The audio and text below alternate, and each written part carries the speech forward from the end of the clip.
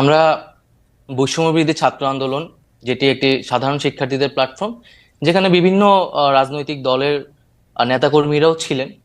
তো আন্দোলনটা আমরা এই আন্দোলনটাকে এখন আমরা বলতেছি যে এটা একটা লিডারলেস মুভমেন্ট, যে আন্দোলনের আসলে কোনো একক নেতৃত্ব ছিল না, বরং সাধারণ মানুষই এটাকে এগিয়ে নিয়ে গেছে।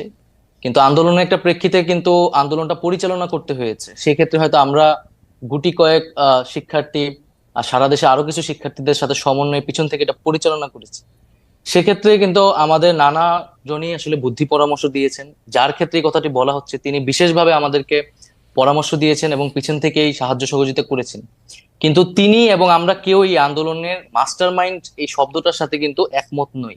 সেটি হয়তো ভালোবাসার জায়গা থেকে অনেকে বলছেন, ডক্টর ইউনূসও সেটা বলেছেন। কিন্তু আমরা আসলে এটা এমন ভাবে দেখতে চাই না, আমরা এটা একটি জনতার স্বতঃস্ফূর্ত আন্দোলন হিসেবে